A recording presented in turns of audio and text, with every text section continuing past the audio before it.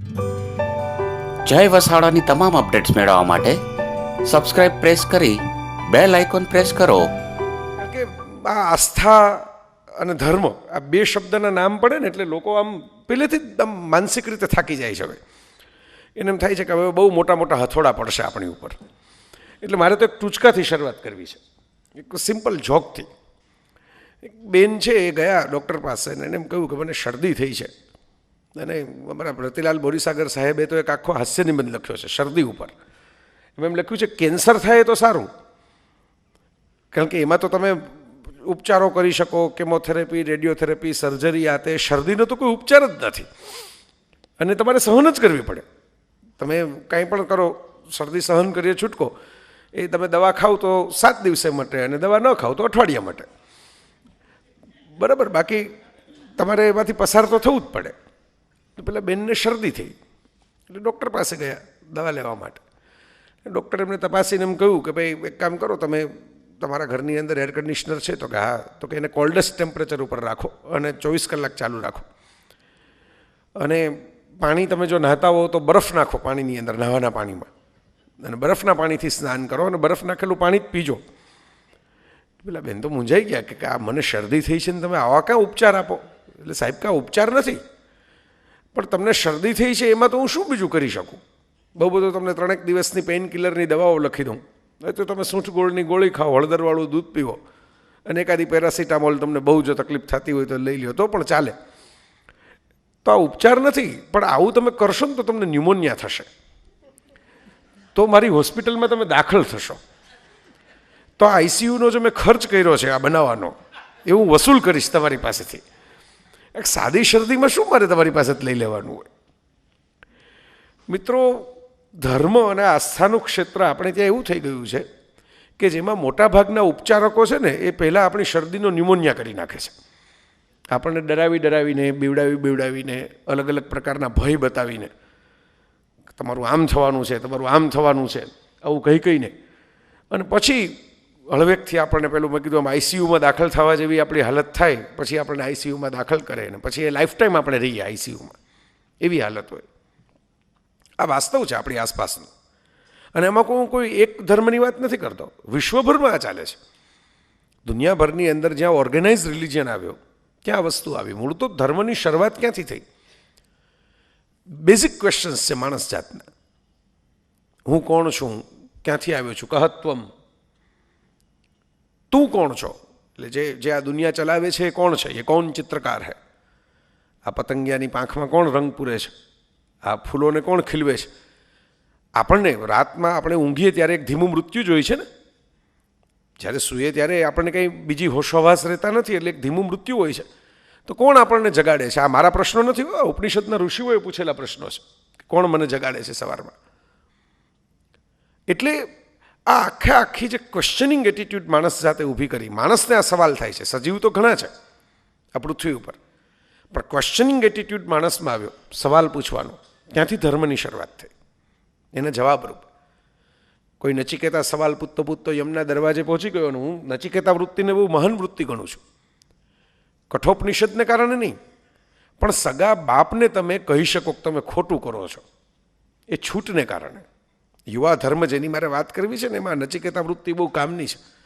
આપણે ભૂલી જઈએ છીએ કે આપણા વારસાઓમાં એવા યુવાનોની વાતો પણ છે કે જે બાપુજીની સામે પડે, જે બાપુજી ખોટું કરતા હોય તો એને ક્વેશ્ચન કરે. પ્રહલાદ, આપણે હોળીના ઉત્સવ મનાવીને જતા રહીએ અને 1-2 સ્ટોરીઓ વાંચી લઈએ છાપામાં. દર વખતે એ અમારા છાપાવાળા એકની એક રાખી જ હોય તૈયાર. હોળી આવે ને આગલે દિવસે મૂકી જ દે હોલિકા દહનની કથા. પણ એનો મર્મ આપણે ભૂલી જઈએ છીએ કે ભાઈ તમારી ઓથોરિટી જે છે, જેને તમે સિનિયર ગણો છો, તમે જેને ઉપર ગણો છો, તમારી હાયરાર્કીમાં બોસ ગણો છો, એ બોસ જો કદાચ કોઈ ખોટા રસ્તે હોય તો તમે એને સવાલ પૂછો અને તમે એને ક્રિટિસાઇઝ કરો. આ યુવા ચિત્ત છે, સવાલ પૂછવા અને જે ખોટું લાગતું હોય ત્યાં અવાજ ઉઠાવો. એટલે જટાયુ ભલે રામાયણમાં ઘોડો હોય, પણ મને જટાયુ જુવાન લાગે કાયમ. સવાલ પૂછે એ જુવાન જ હોય. કશુંક ખોટું થતું હોય રોકવાનો પ્રયત્ન કરે એ જુવાન જ હોય.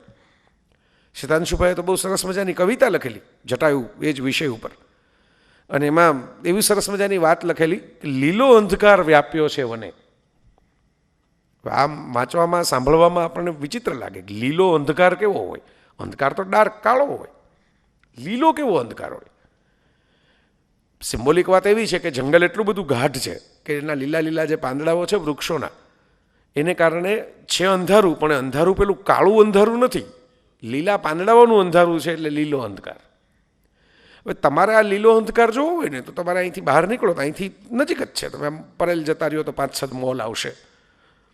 તમે આમ કફપરેટ બાજુ કે વાલકેશ્વર બાજુ જતા રહ્યો તો પણ અમુક વિસ્તારો એવા આવશે. હવે તમને એમ થાય કે એને આ જટાયુને શું લાગે વળગે, એને રામાયણને શું લાગે વળગે. બહુ બધું એટલું બધું એફ્લુઅન્સ આપણી આસપાસ છે. ગ્લેમર બધાને ગમે, મને ગમે ને તમને ગમે. આપણી કથાઓમાં પણ ગ્લેમર છે જૂની, પણ જેને આપણે સવારના પોરની અંદર યાદ કરતા હોઈએ નવકાર મંત્રથી, એ તીર્થંકરો, મહાવીર, એ લોકોનો મૂળ વાત આપણે કદાચ ભૂલી ગયા છીએ. આપણે એવું થયું કે ટેકનોલોજીને સાયન્સ માનીને બેઠા. Technology is a different thing અને science is a different thing. સુદર્શનભાઈ આમાં ઓથોરિટી છે. અર્થશાસ્ત્ર, ટેકનોલોજી, આવી બધી બાબતોમાં એમણે ખૂબ રિસર્ચ કરેલા છે. મેં ઘણી વખત જોઉં છું કે લોકો જેને સાયન્સની વાત કહે છે ને એ તો ટેકનોલોજીની વાત છે, એને સાયન્સ સાથે કંઈ લાગતું ઓળખતું જ નથી. વિજ્ઞાનના જે ફંડામેન્ટલ, માની લો કે ન્યૂટને જે ગુરુત્વાકર્ષણના સિદ્ધાંત મૂક્યા, કે આઈન્સ્ટાઈને જે જનરલ કે સ્પેશિયલ થિયરી ઓફ રિલેટિવિટી મૂકી, આ સાયન્સ છે. Again questioning attitude. સફરજન તો ન્યૂટનના જન્મ પહેલાંય નીચે પડતું હતું, પણ ન્યૂટનને સવાલ થયો કે નીચે જ કેમ પડે.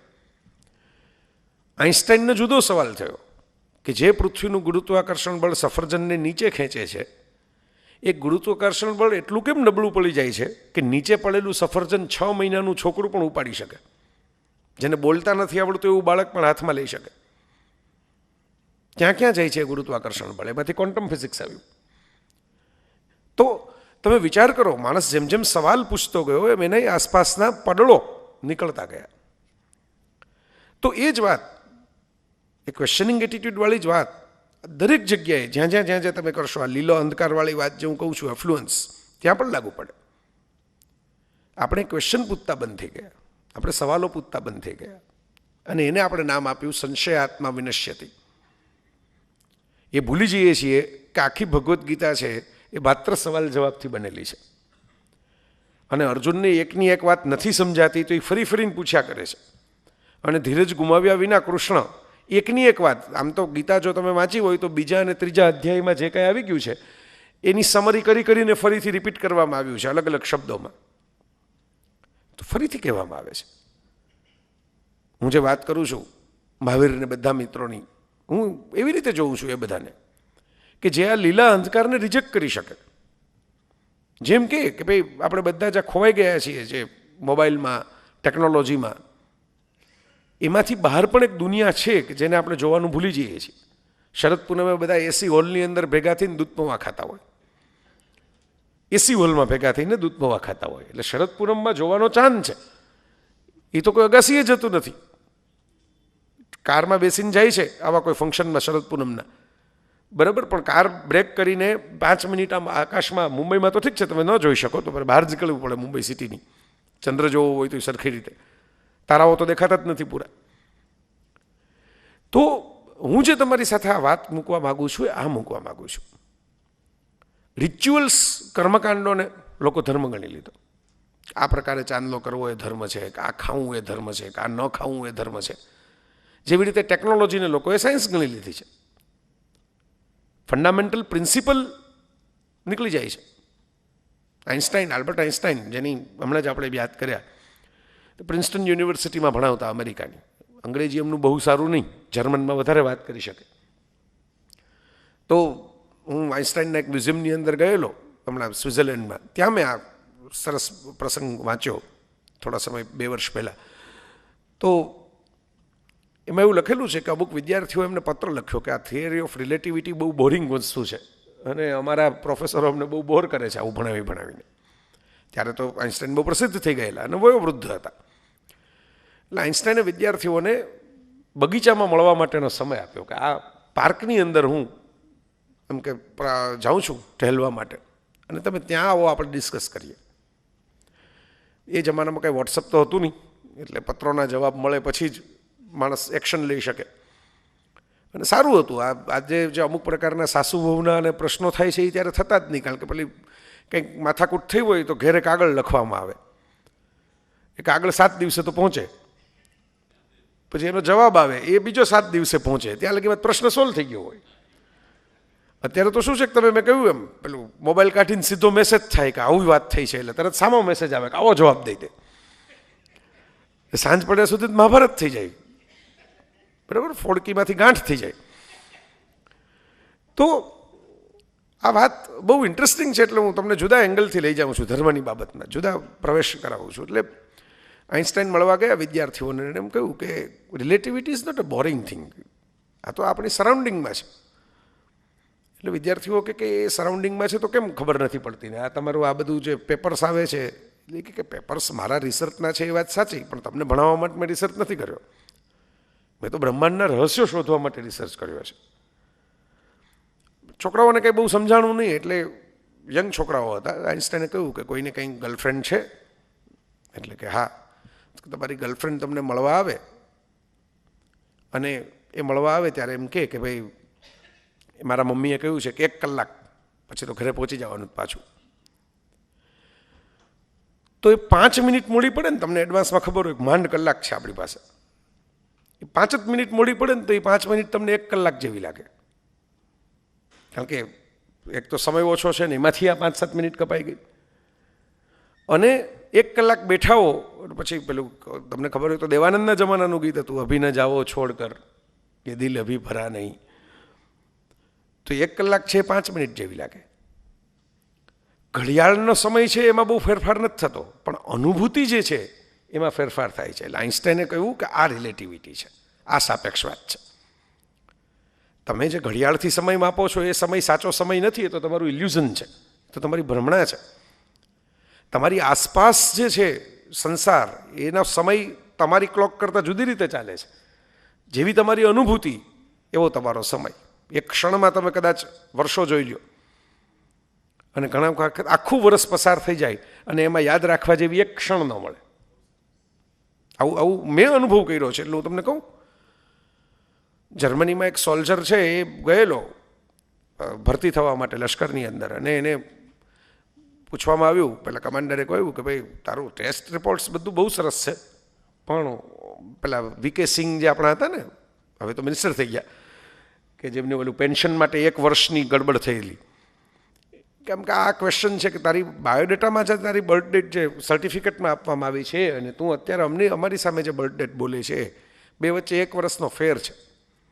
જેને આર્મીમાં આવીને 1 વર્ષના પેન્શન માટે ખોટું બોલવું પડે એવા સોલ્જરની અમારે જરૂર નથી. તો પેલા સોલ્જરે કહ્યું કે હું પેન્શન માટે ખોટું નથી બોલ્યો, તમે મને પૂછ્યું કે તારી ઉંમર કેટલી, મેં 1 વર્ષ ઘટાડીને કહી.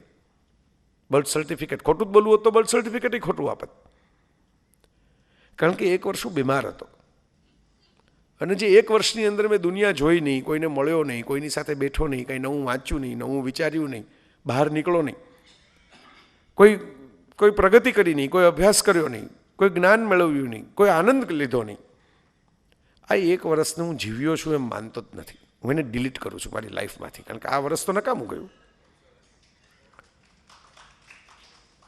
તો આ જે અનુભૂતિવાળી વાત છે મિત્રો, એ આસ્થા છે, એ ધર્મ છે. આપણે આસ્થા એટલે પેલી રિચ્યુઅલ્સમાં મૂકી દીધી, કાંઈ પગે લાગો, જે કરો. આપણે અગાઉથી જ નક્કી કરી નાખીએ છીએ કે ભાઈ આ આપણે એને પૂછતા જ નથી. અહીં જે આજ મુંબઈ જૈન યુવક સંઘમાં બોલી ગયેલા રજનીશ, એમણે બહુ સરસ મજાની વાત કરેલી કે 20 વર્ષ પછી બાળકને પસંદ કરવા દો, આપણે એનું નામે એની માથે નાખી દઈએ છીએ આપણે પસંદ કરીને, એને નક્કી કરવા દો કે એની આસ્થા ક્યાં છે. એને બદલે આપણે એને બચપણથી જ નક્કી કરાવી દઈએ છીએ કે તમારી આસ્થા આવી જ હોવી જોઈએ, આ જ ફ્રેમમાં હોવી જોઈએ. આ જે મુદ્દો છે એટલે મેં શબ્દ વાપર્યો છે આ વિષયમાં, આસ્થાની આરપાર. આસ્થા એક ગિફ્ટ છે મિત્રો. આસ્થા દરેક પાસે હોતી નથી, અને આસ્થાનો અર્થ એવોય નથી માનવાનો, મેં કીધું એમ આપણે રિચ્યુઅલ્સમાં આસ્થા શોધીએ છીએ કે જે રોજ સવારે નિયમિતપણે આટલા વાગે મંદિરે જાય એ આસ્થાવાન કહેવાય, એ રિચ્યુઅલ છે, એ કર્મકાંડ છે.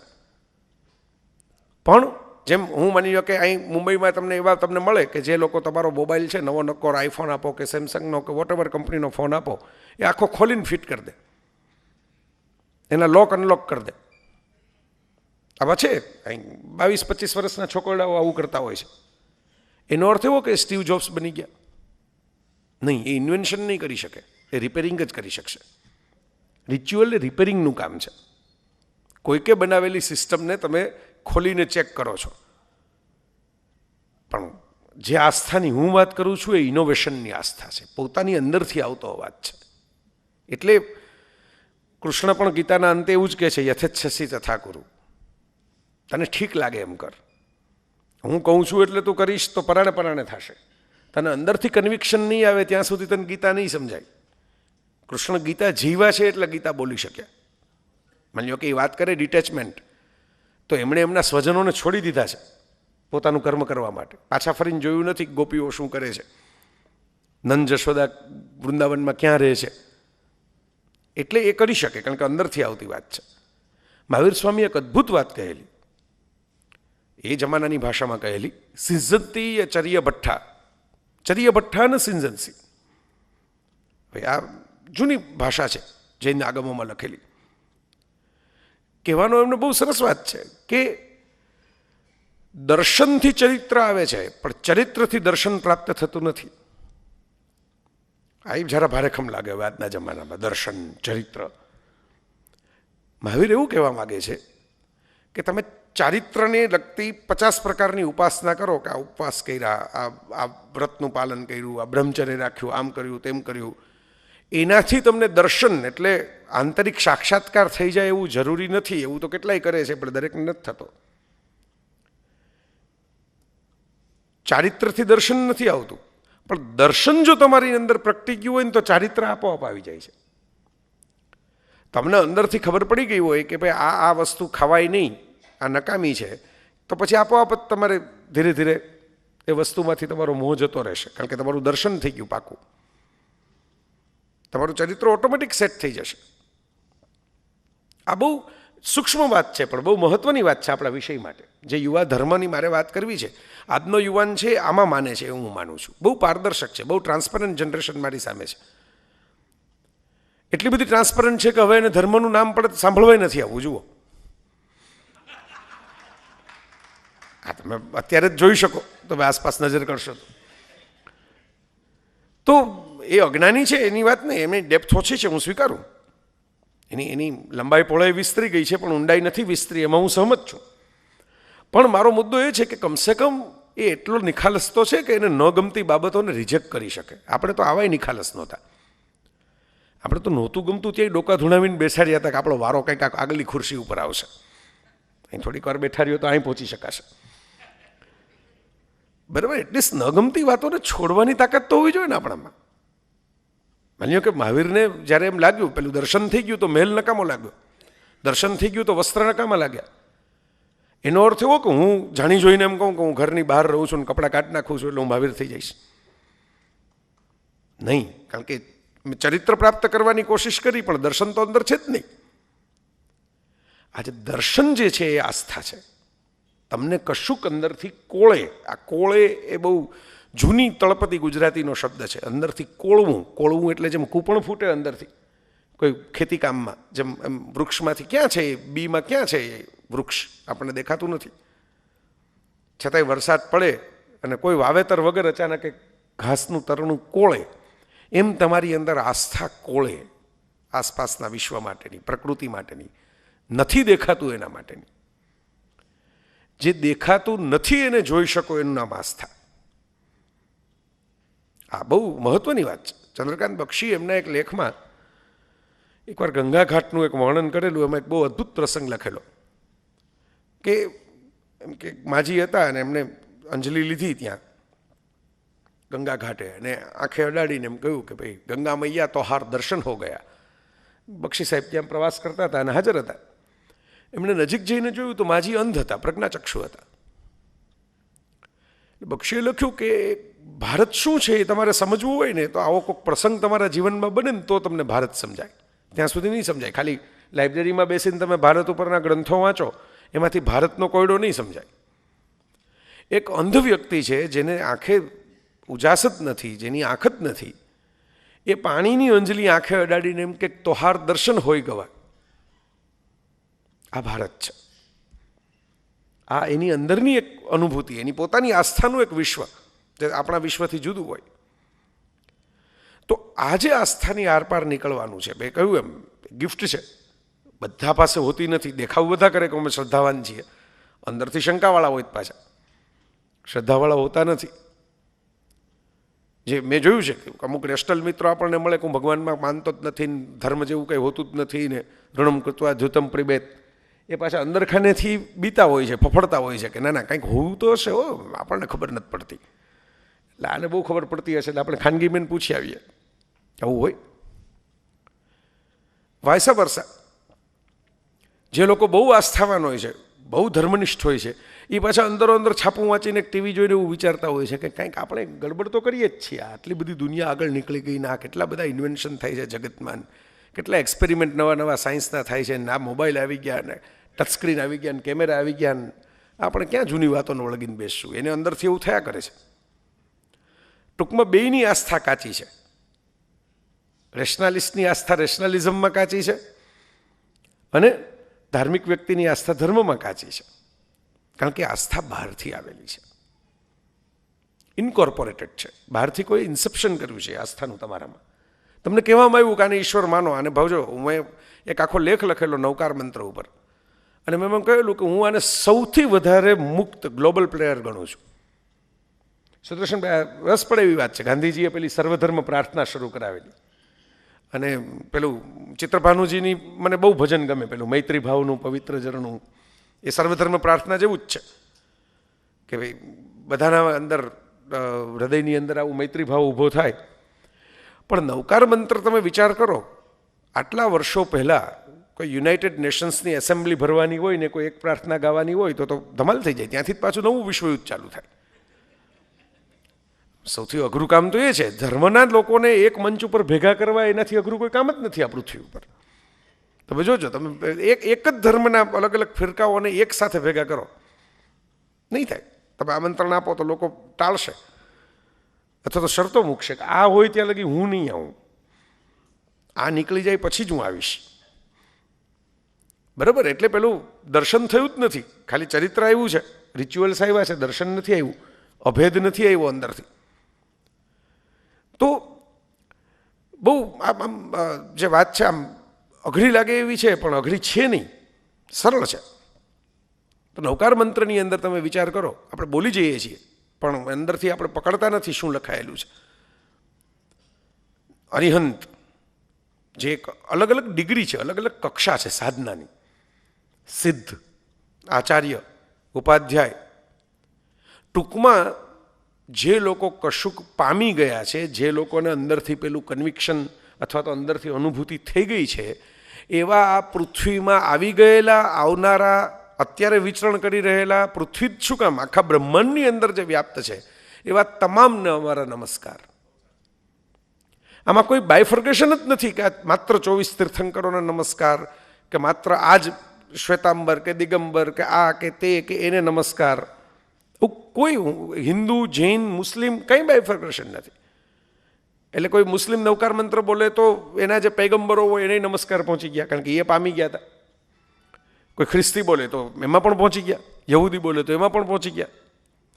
ધીસ ઇઝ સચ અ વન્ડરફુલ કોન્સેપ્ટ. યુવા ધર્મની કોઈ એક પ્રાર્થના મારે નક્કી કરવાની હોય તો નવકાર મંત્ર નક્કી કરું યુવા ધર્મની પ્રાર્થના તરીકે. કારણ કે જે કોઈ પામી ગયા છે, પછી એ પામી ગયેલાનું નામ રવિન્દ્રનાથ ટાગોર હોય તો એનાય ચરણોમાં મારા નમસ્કાર, પામી ગયેલાનું નામ આલ્બર્ટ આઇન્સ્ટાઈન હોય તો એનાય ચરણોમાં મારા નમસ્કાર. કદાચ મારા જન્મ પછી એ જન્મવાના હોય તો એડવાન્સમાં આપણા નમસ્કાર. હા, ઓમ તત્સત. યસ. એટલે આ જે વાત છે, આ બધો મુદ્દો શું છે કે વિનોબાજી, ચિત્રભાનુજી, ગાંધીજી, આ બધાથી હજારો વર્ષ પહેલાં નવકાર મંત્રમાં કોન્સેપ્ટ છે કે ભાઈ આપણે આ વસ્તુને જેનેરિક, પેલી દવાઓમાં આવે છે ને જેનેરિક દવા, કે આ વસ્તુને ટાઇટલમાંથી મુક્ત કરી દો, ગુણ ઉપર રાખો, નામ ઉપર નહીં. આને નમસ્કાર, આને નમસ્કાર એમ નહીં. ગુણ શું છે? ગુણ તમારા આચાર્યના છે, ઉપાધ્યાયના છે, સિદ્ધના છે, અરિહંતના છે, તો તમને મારા નમસ્કાર. ધીસ ઇઝ આ સંઘર્ષ, કોન્ફ્લિક્ટ ટાળવાની વાત છે. ધર્મના નામે જેટલા કોન્ફ્લિક્ટ થઈ રહ્યા છે, મેં કાલે જ વાત કરી, ભારતીબેનને યાદ હશે કે કાલે મેં વાત કરી કે આપણે વાત કરીએ છીએ કે ભાઈ આ જીવદયા અથવા તો અમુક લોકો તો પ્રેમ છે એ વ્યક્તિગત હોય ને તોય તમારી સંવેદનાઓ છે એ વ્યક્તિ પૂરતી મર્યાદિત હોય. કોઈ ગાંધી જેવો માણસ આવે તો એનો પ્રેમ છે એ વ્યક્તિમાંથી ફેલાઈ જાય. ગાંધીજી ધારત તો કસ્તુરબાને આટલો જ પ્રેમ કરી શકત, પણ એમણે ફેલાવી દીધો પ્રેમને, સ્કેલ મોટો કરી નાખ્યો લવનો. બરાબર, એવડો મોટો કરી નાખ્યો કે એવું નહીં કે મારો દેશ જ, હું જેની સામે લડું છું એ અંગ્રેજો પણ મારા પ્રેમના પાત્ર છે. જે લોકોનું મળ્યો નથી એવા લોકો, વંચિતો, પીડિતો, શોષિતો, એવું એક કહેવાય છે, દંતકથા હશે ખબર નહીં, પણ કે બંધારણ સભાના મિત્રો ગાંધીજીને મળવા ગયેલા ત્યારે ગાંધીજી એમ કહેલું કે ભાઈ તમે જ્યારે કોઈ પણ કાયદાઓમાં ફેરફાર કરો કે ઘડો ત્યારે આ દેશના તળિયામાં બેઠેલા માણસને યાદ કરી અને એના મુજબ નક્કી કરજો. કુરાનમાં એવું લખેલું છે એક જગ્યાએ, એક આયાતની અંદર, કે કાફલાની ગતિ કાફલાના સૌથી લંગડા ખોળંગાતા ઊંટની ગતિ મુજબની હોવી જોઈએ. કારણ કે એને અટલું મૂકીને તમે બધા આખો કાફલો આગળ નીકળી જાય તો એ તો રહી જશે. તો આ જે વાત છે, આ શું છે? આ extension of, or rather expansion of લવ છે. મેં વાત કરેલી કે આપણા દાંત છે કવે ક્યારેક પેલું એનેમલનું પડ નીકળી જાય તો તમને ખબર હશે પેલી સેન્સેટાઇઝ નામની એક ટૂથપેસ્ટ આવે છે, તો તમે કરો એટલે ડિસેન્સેટાઇઝ થાય. શું કામ? તો કે તમારી દાંતની, ડૉક્ટરને પૂછો તો એમ કે દાંતની સેન્સિટિવિટી બહુ વધી ગઈ છે. આ પહેલાંય હતી પણ વધી ગઈ એટલે તમે પાણી પીવો તોય તમને જરાક કવે, તમે કંઈક ગળ્યું ખાવ તો પણ કવે, દાળની ચમચી મૂકો તોય કવે, એટલે તમારે પેલી ટૂથપેસ્ટ કરે જ રાખવી પડે. તીર્થંકરો એ છે કે જેની સેન્સિટિવિટી એટલી બધી હાઈ થઈ ગઈ કે એને કોઈક તુલસીનું પાન તોડે તો પણ કવે. જેને એને તમને મને ન થાય, આપણને વિચિત્ર લાગે, આપણને ફૂલિશ લાગે. હવે શું એમ કે ભલે ને એમ કે આટલા મરી જતા ભલે મરી જતા, એમાં શું, રોજ મરે જ છે. આપણે એમ માનીને આગળ ચાલતા જઈએ, છાપું પડતું મૂકીએ. આમાં હું આવી ગયો, એમાં કે હું તીર્થંકર નથી, હું તો બહુ સામાન્ય માણસ છું. એટલે હું છાપામાં વાંચું કે ઓહો બાર્સિલોનામાં આમ થઈ ગયું, ઓહો આમાં આમ થઈ ગયું, સ્પેનમાં આવું થઈ ગયું, હશે હવે આ બહુ ત્રાસવાદ ફેલાઈ ગયો છે જગતમાં એમ કરીને મેં છાપાની ગળી વાળીને મૂકી દીધી સાઈડમાં. પણ કોઈ રામકૃષ્ણ પરમહંસ માની લો કે એ છાપું વાંચે તો એને અંદરથી દહાવ ઉપટે કે કેમ આવી દુનિયા આવી થતી જાય છે. તો આ જે સેન્સિટિવિટીને હાઈ કરવાની વાત છે, રોગ માટે નહીં, માનવજાત માટે, કરુણા માટે, પ્રેમ માટે, સત્ય માટે, ન્યાય માટે, આ વાત જે છે એ યુવા ધર્મ છે.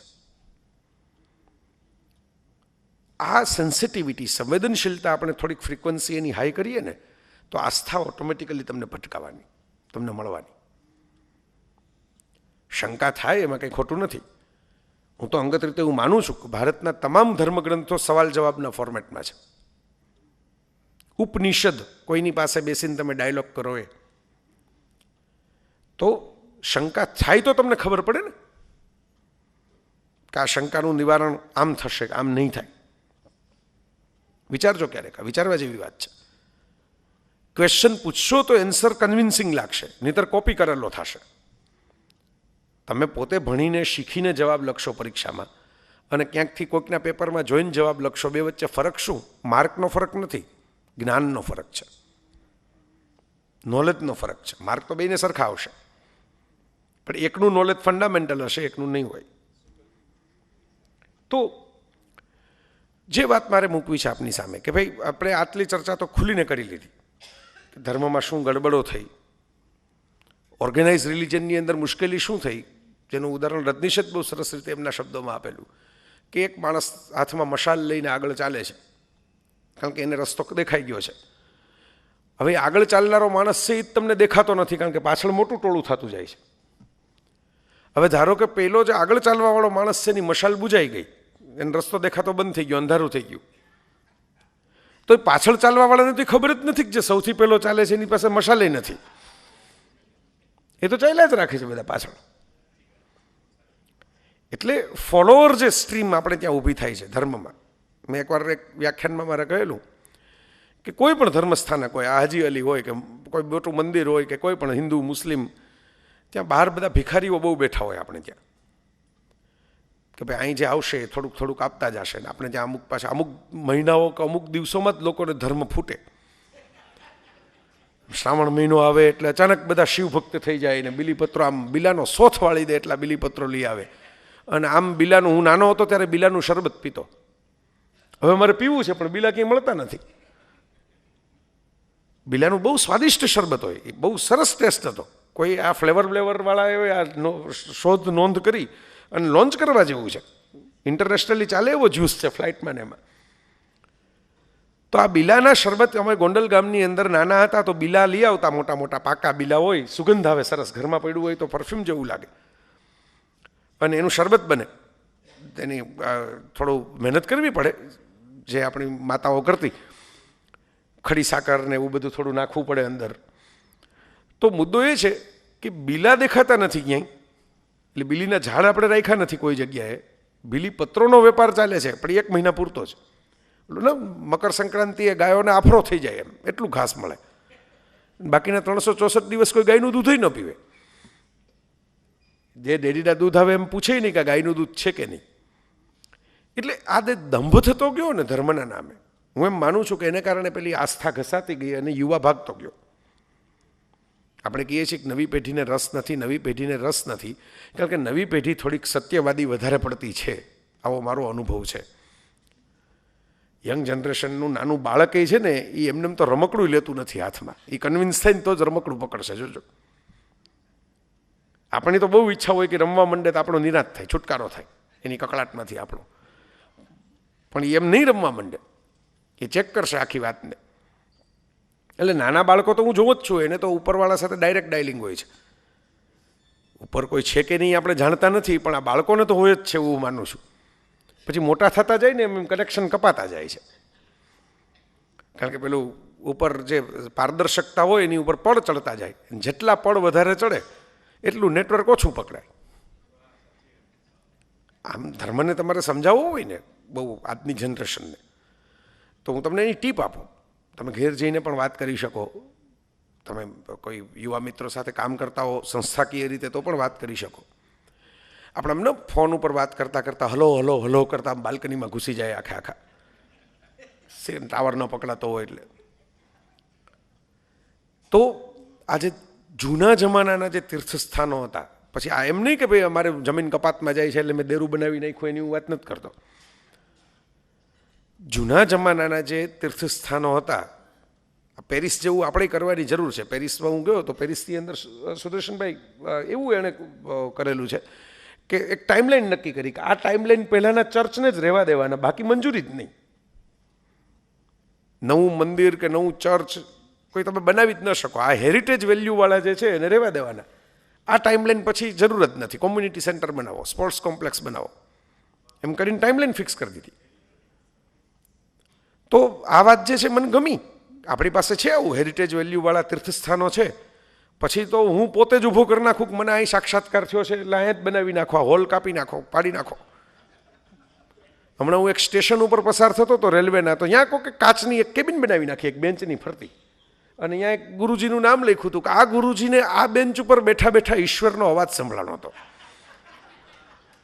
એટલે રેલવે સ્ટેશનની સરકારી મિલકતની એક આખી બેન્ચ જ કબજે થઈ ગઈ. એટલે હું આ બેન્ચની સામે ઊભો રહ્યો, બેન્ચ ઉપર બેસી ન શકું, મારે સાંભળવો હોય ઈશ્વરનો અવાજ. તો ફરતી કાચની પેટી આવી ગઈ.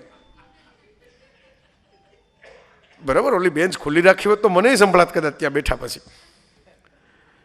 તો આ જે પરિસ્થિતિઓ આપણી આસપાસ હું જોઉં છું એટલે આ બધા ઇન્ટરપ્રિટેશન્સ કરું છું. અને આ રિલિજનને મારી નાખ્યો છે આ દુનિયામાં ઇન્ટરપ્રિટેશન. સાહેબ, સત્ય તો એક જ રહ્યું છે, અર્થઘટનો બધા એટલા બધા ફરતા ગયા.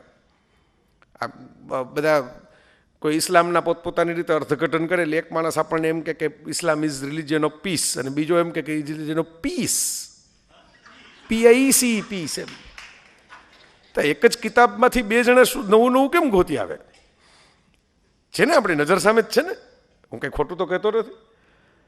બરાબર, એટલે એ ઇન્ટરપ્રિટેશનની ગડબડ છે. બધાને પ્રકાશ જ દેખાય છે. તેજો લેશિયા, જેને લેશિયાનો કોન્સેપ્ટ ખબર હશે એને ખબર હશે. તેજો લેશિયા પરમ પ્રકાશ, અલ્ટિમેટ અવસ્થા આત્માની, ચિત્તની. બરાબર? તો ખુદાઈ નૂર, પાછો પ્રકાશ.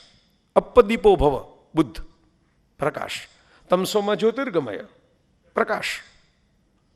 લીડ કાઇન્ડલી લાઇટ, બાઇબલ, પ્રકાશ. આનો અર્થ એ થયો કે દરેક લોકો પ્રકાશ ગોતી આવ્યા, કે જોયા આવ્યા, કે એમને જોવા મળ્યો.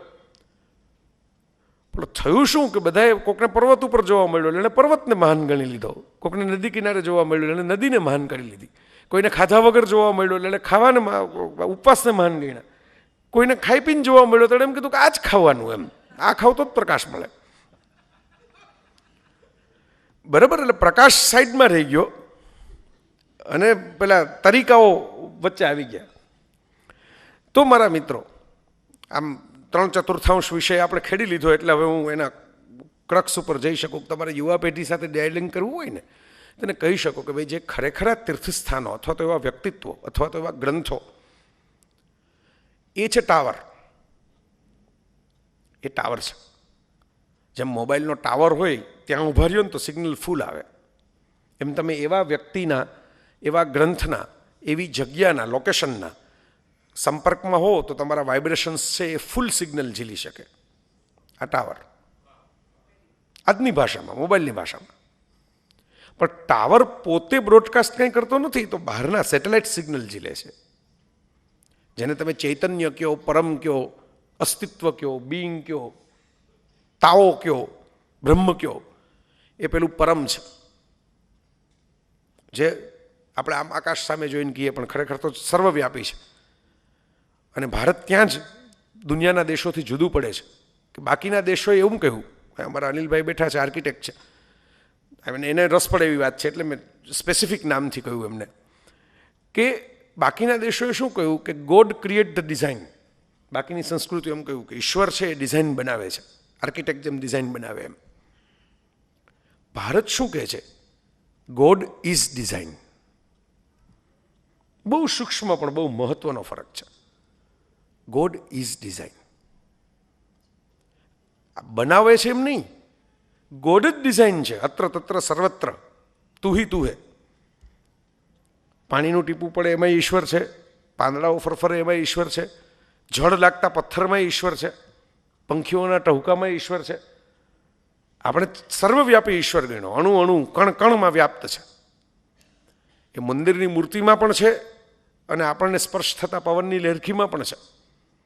એટલે આપણે ઈશ્વરને આપણાથી જુદા નથી માનતા. ભારતનો જો તમે આપણે માનતા હોય કે હું ભારતીય ધર્મ અને આસ્થાનો મુસાફર છું, તો આ પાયાની શરત છે કે તમે ઈશ્વરને જ ડિઝાઇન માનો.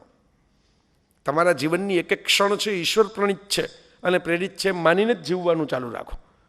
જાહિદ મસ્જિદ में बैठकर शराब पीने दे वरना जगह ऐसी बता दे जहाँ खुदा न हो. આમાં આ શરાબીઓને આ શેર બહુ ગમે છે. આ સારું, આપણને ઘરેથી કોઈ કંઈ કહે નહીં. અને આ શેરને શરાબ સાથે કંઈ લાગતું ઓળખતું નથી પ્રેક્ટિકલી. એક સિમ્બોલિક વાત છે કે ભાઈ તમે ગુનાહ કરો અને તોબા કરો જઈને, પણ ગુનો કર્યો ત્યારે જ સીસીટીવી તો છે જ તમારી અંદર, એ તો જોઈ લીધું, એને રેકોર્ડ કરી લીધો કે તમે કયો ગુનો કર્યો. તમારી અંતરાત્માની અદાલત. તો પેલું ટાવર ઉપરથી સિગ્નલ ઝીલે છે. સિગ્નલ એના પોતાના નથી જે તમને ટ્રાન્સમિટ કરે છે. એ કોઈ વ્યક્તિ હોય, કોઈ ગ્રંથ હોય. એટલે આપણે અવતારવાળી વાત આવી, સામાન્ય માણસોને સમજાય એવી ભાષામાં કે ભાઈ આ ટાવરવાળો, આ પોતે નથી પણ એને સિગ્નલ સારા ઝીલાણા ઉપરથી. હવે એની સામે તમે સરસ મજાનો મોબાઈલનો હેન્ડસેટ હોય આવો, આમાં જ્યાં લગી સિમ કાર્ડ નથી ત્યાં લગી આના કામો છે. આમાં વાત થાય નહીં, કનેક્શન ન થાય. તો તમારા જૂના ફોટા જોઈ શકો આમાં, પણ કનેક્શન ન થાય.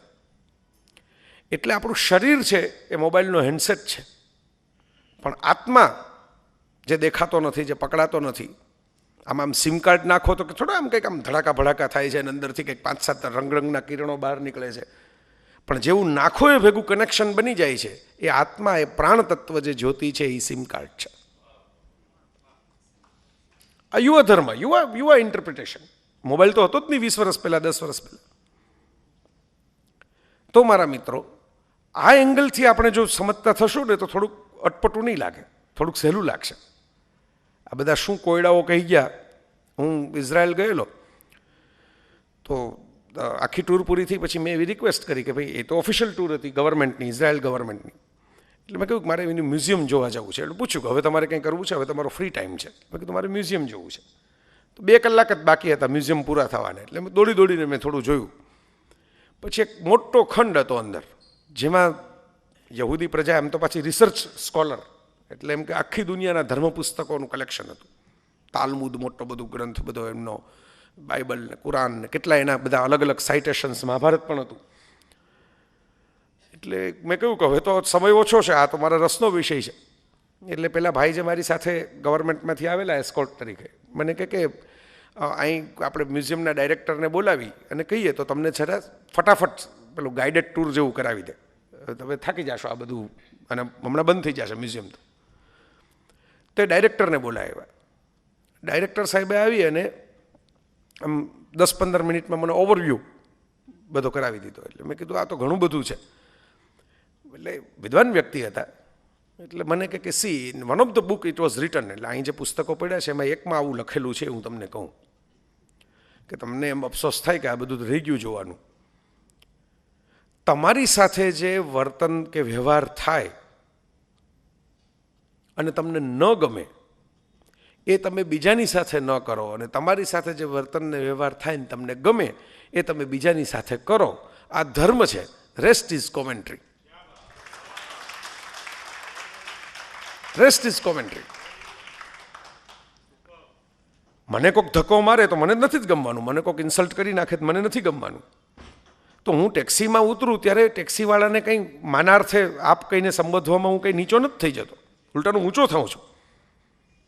એની સાથે ચોસડાઈ કરવાને બદલે હું કદાચ એને થોડુંક રિસ્પેક્ટ આપું તો હું નીચો નથી થતો, ઊંચો થાઉં છું. તો બહુ સિમ્પલ લોજિક છે અને મને બહુ ગમી ગયેલી વાત છે. ગ્રીસની અંદર મોરારી બાપુની કથામાં જ બોલવા ગયેલો એથેન્સ અને ફરવા નીકળો. એક ટોયલેટનો ફોટો પાડીને મેં મૂકેલો ફેસબુક ઉપર. બહુ સરસ મજાનું લખાણ એની અંદર હતું. અને સ્વચ્છતા અભિયાનને તો લાગુ પડે જ, પણ આ ધાર્મિક આપણી જે ચર્ચા છે એને પણ લાગુ પડે.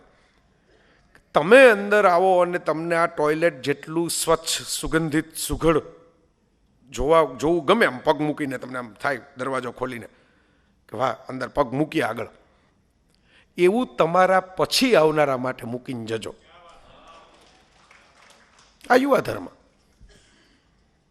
આટલો સિમ્પલ છે, પણ આટલું સિમ્પલ છે એવું તમે કહી દો તો મને બોલાવે કોણ? તો મને સાંભળે કોણ? તો સોનાવાલા સાહેબ શું કામ ફોન કરે? એટલે હું જ એને એટલું બધું કોમ્પ્લિકેટેડ કરી નાખું કે તમારે ફરજિયાતપણે મારા 7 દિવસના કોર્સ કરવા પડે, મારી 1 મહિનાની શિબિર કરવી પડે, અને એનો ભાવ ઊંચો હોય તો 5 સ્ટાર ભાવ હોય, કારણ કે એ તો એક્સક્લુઝિવ છે. આ મામલો છે આજુબાજુ આપણી. મારે જે છેલ્લી સમાપનની જે 5-7 મિનિટ લેવી છે એ આમાં જ લેવી છે અને આપણે સમાપન કરીએ. આપણી આસપાસ જે યુવા ધર્મ નથી એનું મુખ્ય કારણ આ છે. કારણ કે આપણે પેલો 4 શબ્દો હું કહું છું, આપણા ધર્મને જે પાયા હલી ગયા, 4 પાયા હોય સિંહાસનના કે ખુરશીના, એને લૂણો લાગ્યો કે જેને સડો લાગ્યો, એ 4 સડાના નામ હું તમને કહું. 1 દંભ, બીજો અહમ, ત્રીજો ભય અને ચોથું ચર્ચા. 4 બાબતોએ આપણને યુવા ધર્મ સુધી પહોંચવા નથી દીધા. આ માણસ ડરપોકની જેમ વર્તે, એટલે ડરીને ધર્મનું પાલન કરે. આ મેસેજ તમે ફોરવર્ડ નહીં કરો જો 19 જણાને તો તમને એક માઠા સમાચાર મળશે, બરાબર? એટલે પહેલાં કરી જ નાખે. એટલે પહેલાં આમ કે માઠા સમાચાર મળે એની રાહ શું કામ જોવાય, આપણે કરી જ નાખવું. ભાઈ દંભની આપણે વાત કરી ગયા ઓલરેડી. અહમ, સૂક્ષ્મ ઈગો, આપણા ટ્રાફિકથી શરૂ કરીને પોલિટિક્સ સુધી દરેક જગ્યાએ જે પ્રશ્નો છે એમાં મુખ્ય વાત તો આ જ આવે છે કે તમારી ગાડી પહેલાં શું કામ નીકળે, પહેલાં તમારી જ ગાડી નીકળે પછી તમે આવો. અહમ એટલે વિશ્વભરની અંદર અત્યારે તમે જુઓ, એવું નથી કે ભારતમાં આ થાય છે. આપણને જે ચિંતા છે કે યુવાનો વિમુખ થતા જાય છે, it is not a Indian concern. ચર્ચો પણ બંધ થતા જાય છે, ત્યાં મોલ થતા જાય, શોપિંગ મોલ થઈ જાય છે 2-4 જગ્યાએ, ચર્ચની જગ્યાએ. હું અમેરિકામાં નજરે જોયો, અને મોલે બંધ થઈ ગયા ત્યાં પછી સ્પોર્ટ્સ સેન્ટર થઈ ગયા. જે મોલ બંધ થઈ ગયા ત્યાં પછી બાળકોને રમવાના કોમ્યુનિટી એક્ટિવિટી સેન્ટર થઈ ગયા. પણ પાછું ચર્ચ ન થયું. ચર્ચ પાડીને મોલ કર્યો. મોલ બંધ થઈ ગયો તો મોલ પાડીને એક્ટિવિટી સેન્ટર કર્યું, પાર્ક કર્યો, પણ ચર્ચ ન કર્યું. એટલે હું હમણાં વેટિકન ગયો હતો તો ત્યાં પોપ ફ્રાન્સિસ છે, અત્યારે પોપ છે ને ખાસા લિબરલ છે અગાઉના પોપના પ્રમાણમાં. તો એમને પોપ ફ્રાન્સિસનું એક પ્રવચન હતું જે મેં એટેન્ડ કર્યું. સદનસીબે હું તો પ્રવાસીની જેમ ગયો હતો, પણ પોપનું પ્રવચન હતું એ મને તો ખબર નહીં. અને આ પોપ જરા જુદા પ્રકારના પોપ છે. એમણે શરૂઆત જ પ્રવચનની એવી કરી, જો આગલા 1000 વર્ષ પહેલાંના પોપે સાંભળ્યું હોત તો બધા ઠેકડો મારત ત્યાંથી. તો સારું છે પથ્થરના હતા બધા પૂતળાઓના સ્વરૂપે, એટલે કોઈ ઠેકડા માર્યા નહીં. એમણે એમ કહ્યું કે તમે લોકો જે કોઈ આસ્થામાંથી અહીં આવ્યા હો, અત્યારે ઓડિયન્સને સંબોધીને એમ કહ્યું, તો તમારી જે કોઈ આસ્થાના મૂળિયા છે એને હું વંદન કરું છું. તમે કોઈ રિલિજિયસ સિમ્બોલ પહેર્યા હોય, ધારો કે કોઈ રુદ્રાક્ષ પહેર્યો હોય, કોઈ ક્રોસ પહેર્યો હોય, તો એને પેલી ખ્રિસ્તી ધર્મની પરંપરા મુજબ હું એમ કે બ્લેસ કરું છું. This is unheard of. ક્રોસને જ બ્લેસ કરવાનો હોય, ક્રોસની સિવાયની વસ્તુઓને બ્લેસ કરાય જ નહીં, તો પાપ છે. પણ હવે પોપને ખબર છે, પોપ એના પ્રવચનમાં આ જ વાત કરી કે ભાઈ આપણે વાતો કરીએ છીએ પણ યુવાનો ભાગી જાય છે, આપણને સાંભળતા નથી. આપણે યુવાનોને જો પકડવા હશે તો ધાર્મિક ઉપદેશથી નહીં પકડાય. આપણા આચરણમાં થોડીક કમ્પેશન રાખો, થોડીક બીજાઓ માટેની કન્સર્ન રાખો, તો યંગ જનરેશન કનેક્ટ થશે. આ ત્યાં હું સાંભળી આવ્યો વેટિકન જઈને. તો આ વાત મને, કારણ કે એમની કન્સર્ન તો હશે જ ને કે હવે પછી શું, વોટ નેક્સ્ટ. દરેકને થાય છે આ પ્રશ્ન, રાજકીય પક્ષોને થાય છે. નવી પેઢી તો બધાને જોઈએ છે, પણ નવી પેઢી તો માર્કેટિંગ સિવાય કોઈને મળતી જ નથી. એટલે મારા મિત્રો, જે ભૂમિકાએ હું આ જોઉં છું આખી વાતને, પહેલી વાત વર્તનવાળી વાત, વન લાઇનર. સરસ તમે જીવો, સરસ વર્તન રાખો. મેં જટાયુવાળી વાત તમને કરી, લીલો અંધકાર એનાથી દૂર રહ્યો, પ્રકાશ તરફ યાત્રા કરો. યુવા ધર્મ બહુ અઘરું નથી કહેતો. રજનીશ એક શબ્દ કહેલો, બહેતે જાઓ. સાવ સ્થિર ઉભા રહ્યો એમેય નહીં, અને બહુ તરવાના પ્રયત્ન કરો એમેય નહીં. બહેતે જાઓ. સમયનું વહેણ તમને જે દિશામાં લઈ જાય એને સહજ ભાવે લઈને વહેતા જાઓ. કૃષ્ણ એમણે બાંસુરી હાથમાં રાખી, સુદર્શને હાથમાં રાખ્યું. વિવેકે રાખ્યો કે બાંસુરી 95% ઉપયોગમાં લીધી છે, સુદર્શન ક્યારેક જ ઉપયોગમાં લીધું છે, બાકી રાખ્યું છે. એટલે કાયદા વ્યવસ્થા માટે અમુક પ્રકારના નિયમો નીતિઓ જરૂરી છે, રાખવા જોઈએ, પણ રોજ ફેરવવાના ન હોય. આ તો ઘરમાં કામ લાગે એવી વસ્તુ છે કે સુદર્શન રાખીને ઘરમાં જવું. આ સુદર્શનભાઈ બેઠા છે એટલે સુદર્શન હું નથી કરતો, તો કૃષ્ણના ચક્રવાળી વાત કરું છું. એ તો બહુ સોફ્ટ સ્પોકન ને બહુ સ્વીટ માણસ છે. સુદર્શન ચક્ર એટલે આપણું અમુક પ્રકારનું, માની લો કે નાનું બાળક હોય તો અમુક ડિસિપ્લિન પણ એને શીખવાડવી પડે. શિક્ષકો તમે તો તમારા ક્લાસને તમારે શાંત પણ રાખવો પડે. તો એ સુદર્શન ચક્ર રાખવું ખરું હાથમાં, ફેરવે ન રાખવું. વારંવાર ઘા કરવાથી બુઠ્ઠું થઈ જાય છે, એટલે રાખવું. અને બાકી બાંસુરીથી કામ લેવું. સુદર્શન રાખવાથી ફાયદો એ થાય, આમ જો સ્ટેજ ઉપર હોય ને તો એ આમ પ્રિન્સિપાલની ભૂમિકામાં હોય એવું લાગે આપણને. ફાયદો એ થાય કે તમારી બાંસુરી લોકો શાંતિથી સાંભળે. પેલું તો બાંસુરી તમારા હાથમાંથી કોઈક લઈને જતું રહે કે નથી સાંભળવી એમ કરીને. તો પણ કૃષ્ણ સંભળાવે બધા સાંભળવી જ પડે, કારણ કે ઓલું ચક્ર તો હોય ને ભેગું પાછું દેખાડવા માટે. એટલે આવી અનુશાસનના ભાગરૂપે અમુક પ્રકારના ચક્રો પણ જરૂરી છે. આસ્થા અનુશાસન પણ લઈ આવે. આસ્થાનો અર્થ હોય તો ત્રાસવાદીઓ એમ કે અમારી આસ્થા જ છે, અમે મારી નાખીએ. તો મેં કાલે જ વાત કરી કે સુખની બહુ સિમ્પલ વ્યાખ્યા હું કરું છું. તમારો આનંદ છે એ બીજા માટે દુઃખ ન બને એનું નામ સુખ. તમારો આનંદ બીજા માટે, મને રાતના 3 વાગે હું સંગીત સાંભળું, બાજુવાળાને ઊંઘ ન ઉડાડી દે એટલે હું સુખી. તો મારા મિત્રો, જે નાની મોટી યાત્રા આપણે થોડીક કરી, પ્રવાસ કર્યો. ભારતીય શાસ્ત્રો તો એવું કહે છે કે પરમાત્મા ડેસ્ટિનેશન નથી, જર્ની છે. આપણે જે યાત્રા કરીએ છીએ એ જ પરમાત્મા છે. Every one is speaking his or Har on journey. દરેક લોકો પોતાની યાત્રા પસંદ કરે છે, પછી એના કોન્સિક્વન્સીસ પણ પસંદ કરે છે એ યાત્રાની સાથે. જે ક્ષણે હું ફ્લાઇટમાં જવાનું પસંદ કરું એ ક્ષણે જ મેં પસંદ કરી લીધું કે 1 કલાક મારે વહેલા જવું પડશે, કારણ કે ત્યાં સિક્યુરિટી ચેક હશે. જે ક્ષણે મેં ટ્રેનમાં જવાનું પસંદ કર્યું એ ક્ષણે મેં પસંદ કરી લીધું કે ભાઈ હું છેલ્લે જઈશ તો ચાલશે, કારણ કે ત્યાં સિક્યુરિટી ચેક નહીં હોય. કોન્સિક્વન્સીસ પણ પસંદ કરીએ છીએ આપણે. એટલે પેલો કિસ્સો મને બહુ ગમે છે, પ્રાચીન છે, કે ફરક શું છે આસ્થા અને અનાસ્થા વચ્ચેનો, અથવા તો ફેઇથ અને નોન ફેઇથ વચ્ચેનો. કે એક જંગલ છે, અંધારું છે, પાણી ગોતવા માટે તમે નીકળ્યા છો, 2 જણા છે, એક ટોર્ચ લઈને નીકળો છે અને એક ડગલું ટોર્ચના અજવાળે ભરતો જાય છે, ક્યાં સરોવર છે ત્યાં પહોંચીશ. એ સાયન્સ છે, વૈજ્ઞાનિક છે, ખોટો નથી. ટોર્ચના અજવાળે એને સમજાય એટલે એક પગથિયું દેખાય તો એક પગથિયું ચડે, એક બીજું પગથિયું દેખાય તો બીજું પગથિયું ચડે. બીજો મિસ્ટિક છે, સંત છે, રિયલ સેન્સમાં જેને સંત અને મિસ્ટિક, ખોજી જેને કહેવાય, એક્સપ્લોરર.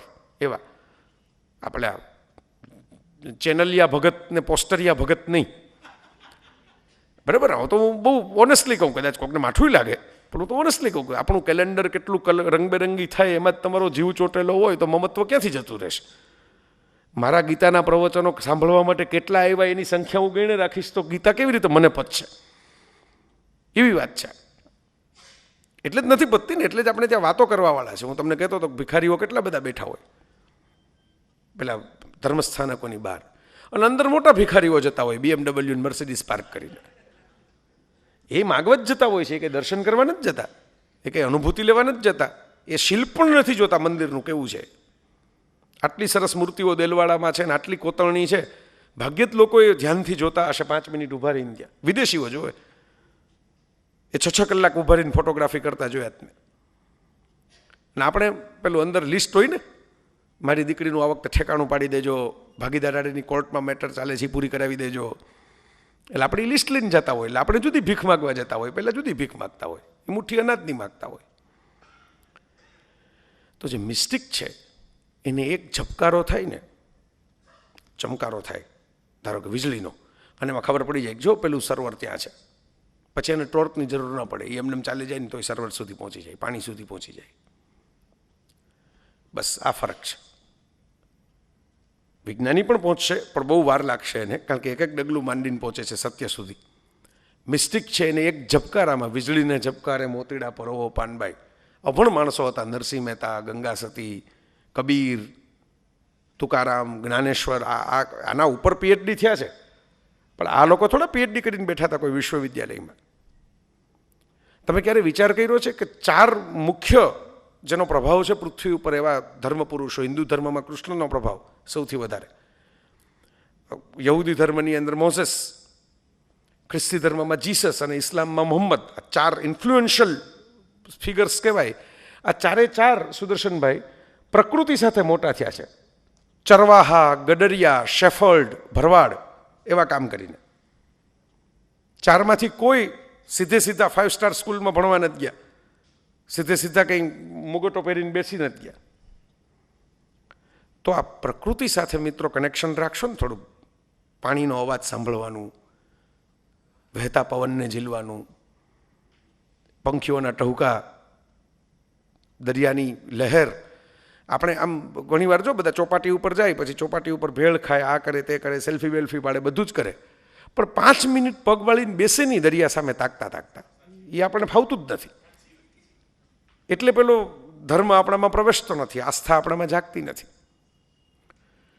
તો હમણાં બાપુની કથામાં જો હતો તો મોરારી બાપુ એ પણ આવા યુવા ધર્મની વાતો કરતા હોય છે. તેમને સરસ મજાની શેર સંભળાવ્યો, કઈ તેજ રાહ ભૂલ ગયે, એટલે તેજ માણસો નીકળ્યા ઈશ્વરને ગોતવા, ધર્મને ગોતવા, આસ્થાને ગોતવા, રસ્તો ભૂલી ગયા. કઈ બર્ક હુએ લાપતા, વીજળી જેવા માણસો નીકળ્યા. બર્ક એટલે વીજળી, ખોવાઈ ગયા, ક્યાં જતા રહ્યા ખબર નથી. તેરી આસ્થા પે જો ઝુક ગયે ઉને આકે તુને ઉઠા લિયા. પણ જે સમર્પણ રાખ્યું, જેણે જે સમર્પિત થઈ ગયા, જે ડેડિકેટેડ થઈ ગયા, જે ભાવથી, લાગણીથી, ગોપી ભાવે, શિષ્ય ભાવે તમારામાં ઝૂકી ગયા, ઉને આકે તુને ઉઠા લિયા. એને ગોતવા જ નથી જવો પડ્યો તને, એને શોધતો તું આવી ગયો. બસ આ જે સૂફી મર્મ જે હું જોઉં છું, એ મને એમ લાગે છે કે આપણો આજનું કન્ક્લુઝન છે. સમર્પણ ભાવ કોઈ એક બાબતમાં, પછી ભલે ને કોઈ એક પ્રવૃત્તિ માટે તમારો સમર્પણ ભાવ હોય, એક શોખ માટે તમારો સમર્પણ ભાવ હોય, એક રિસર્ચ માટે તમારો સમર્પણ ભાવ હોય, પણ સમર્પણ ભાવ રાખશો તો આસ્થા આપોઆપ પ્રગટશે અને યુવા ધર્મ છે એની પ્રાપ્તિ આપણને થશે. ખૂબ આનંદ થયો. બહુ સુગ્ન. આ થોડો અઘરો વિષય, અમુક પ્રકારના ક્લાસમાં જ આ વાતો બધી હું વેચી શકું, નહીંતર લોકો એમ કે ભાઈ આ બીજું તો કાંઈ નહીં, પણ તમે અમારી 1 કલાક બગાડી એનું વળતર આપો.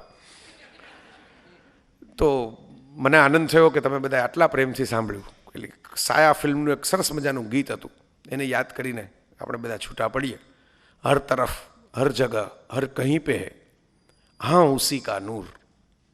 દરેક જગ્યાએ ક્યાંક તો એ છે જ. પછી કોઈ ક્રિકેટર સરસ ક્રિકેટ રમતો હોય તો એને મળેલી ટેલેન્ટની ગિફ્ટનું જ એ સેલિબ્રેશન કરે છે. કોઈ લેખક સરસ લેખ લખતો હોય, કોઈ ગાયક સરસ ગીત ગાતો હોય, દરેક લોકો કંઈક ને કંઈક અંદર પડેલા ઈશ્વરીય જે તત્વ છે એને જ એક્સપ્રેસ કરતા ફરે છે, એને જ પકડતા ફરે છે. ઇવન હું તો ત્યાં સુધી કહું છું કે ભારતમાં તો વર્ષો પહેલાં લક્ષ્મીને દેવી કરી લીધા, કે જે લોકો આર્થિક કારોબાર કરે છે, ક્રિએટ કરે છે, એ પ્રોડક્શન કરે છે, ક્રિએટ કરે છે, એ પણ ક્યાંક ને ક્યાંક ઈશ્વરે આપેલી ભેટનું જ મલ્ટિપ્લિકેશન કરે છે. તો આ દુનિયા છે એને એક આવા નિરંતર ચાલતા સનાતન ઉત્સવ તરીકે આપણે જોશું તો પરંપરાઓથી મુક્ત એવા ધર્મ સુધી આપણે કર્મથી પહોંચી શકશું. ધન્યવાદ.